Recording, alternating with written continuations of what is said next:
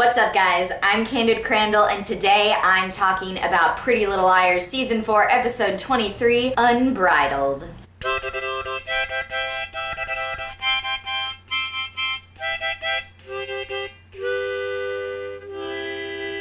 This is the last episode before the spring finale, and in typical Pretty Little Liars fashion, the shit is hitting the fan. The girls are pretty much certain that Paige left that anonymous note for the cops, and Emily seems pretty pissed about it, and she's in a really awkward situation because her friends are like, have you talked to Paige about it? No. Aria, have you talked to Ezra about his creepy frigging book?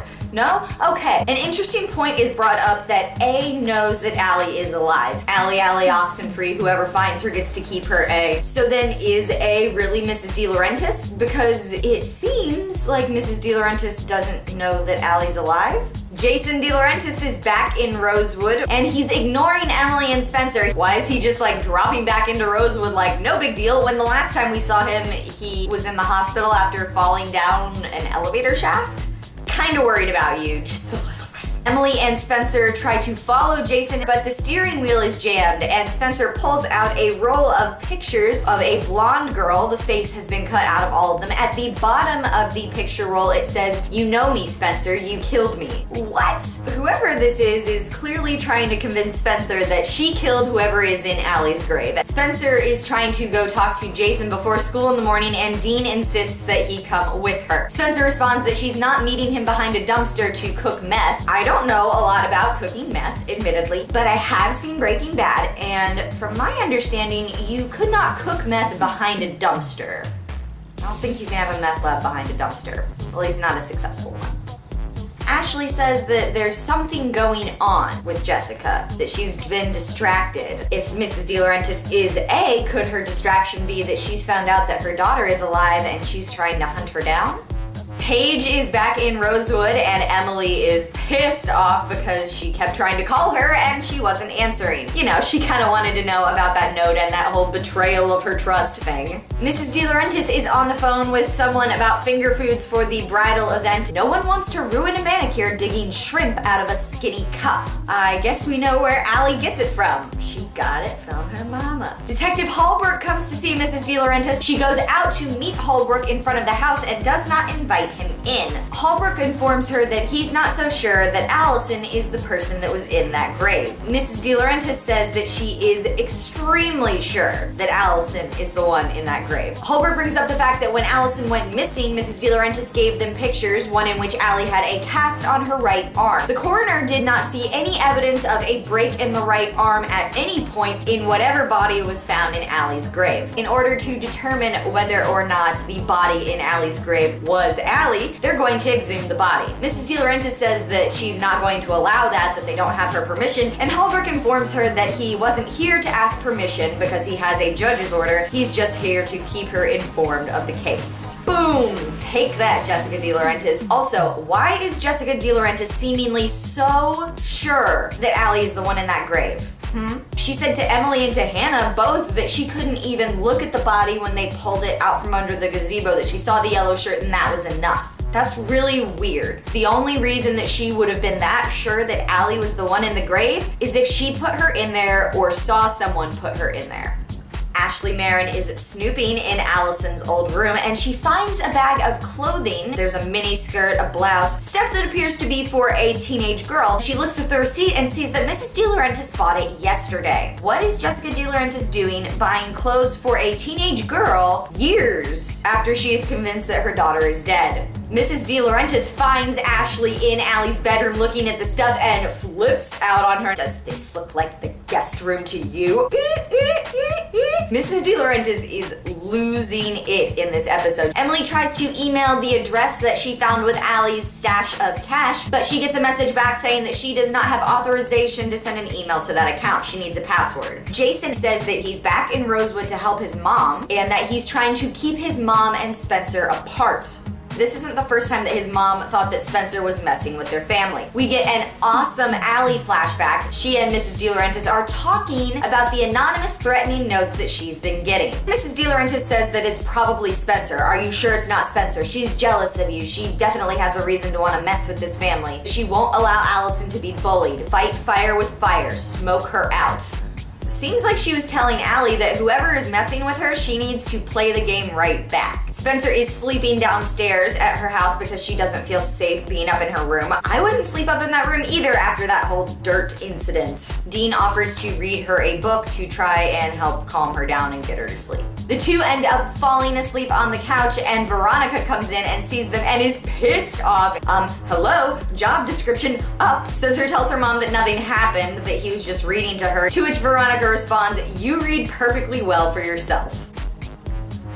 That is true, Spencer. Aria confronts Ella about leaving her and Mike in Rosewood. Time out, Aria, time out. If I remember correctly, you were the one who was so adamant about your mother getting out of the country. Remember the bees?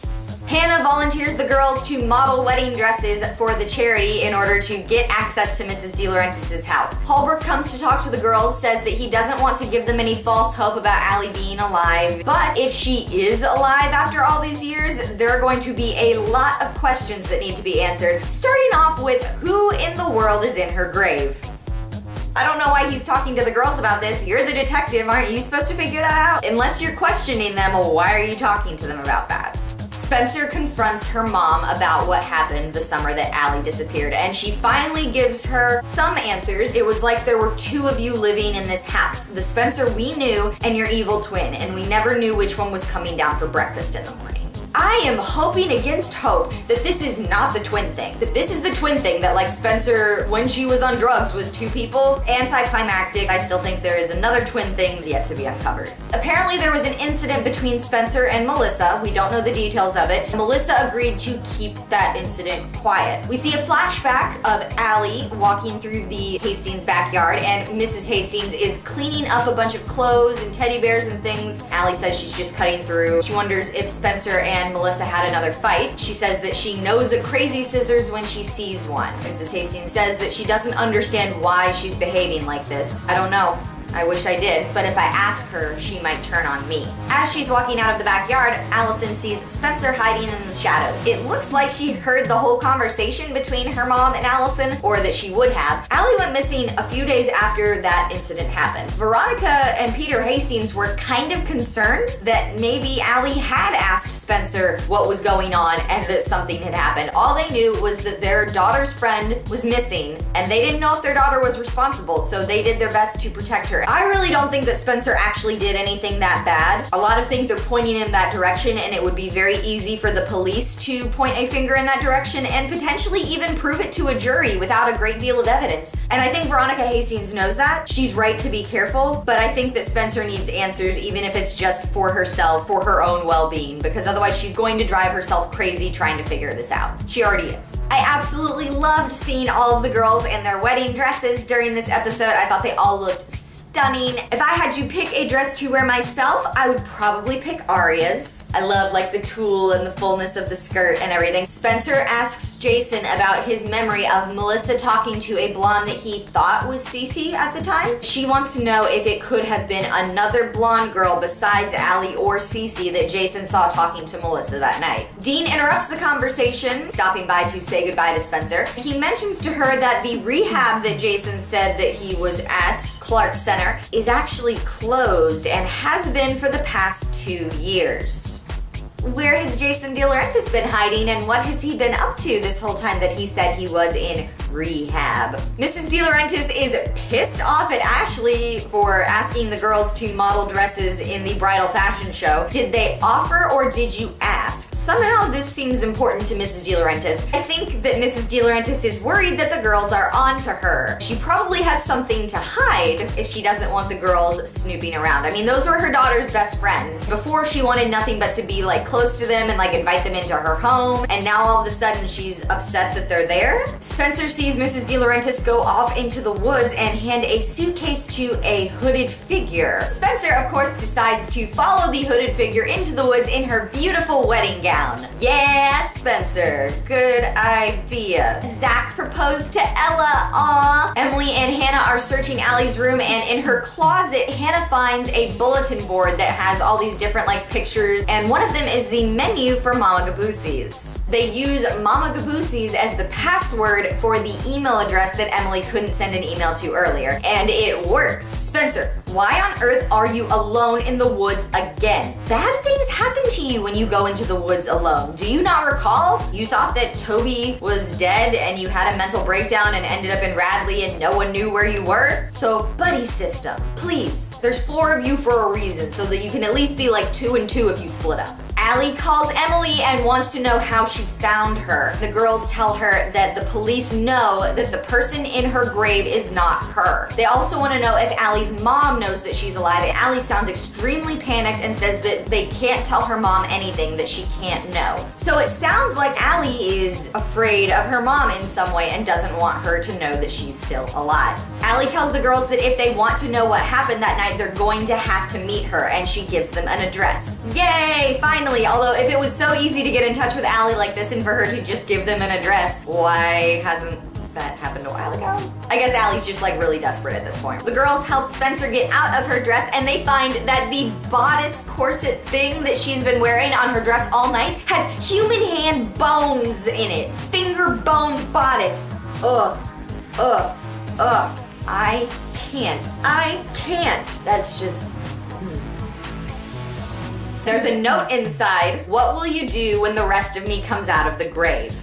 We saw A in the last episode working on that very dress, but my question is, if Hannah just volunteered the girls the day of the event, how would A have known that that was going to be Spencer's dress? How would they have known to put the bones in that dress to send a message to Spencer specifically? If Mrs. De Laurentiis wasn't the one working on the dresses at the end of last week in the black gloves and the black hood, then it could have been Allison sending a message to her mother. So it looks like Emily and Paige are over right now. Aw, Paley. The girls go to Philadelphia to meet Allison at the address that she gave them. The front door opens, they turn around and they say, "What are you doing here?" We don't get to see who it is, but I have a very strong suspicion that our friend Noel Kahn is back. Because it has to be someone that they would be surprised to see. It's either Noel Kahn or it's Melissa. We see the hooded figure at the Red Finch Inn checking in. They grab the guest book and look through and find that Cece Drake is staying there. They take the telephone from the front desk and call the Rosewood Police. What that means is that whoever is in the black hood and black gloves is not working with Cece. So if Cece was working for Ezra because she was on his payroll, and Ezra is helping Allison,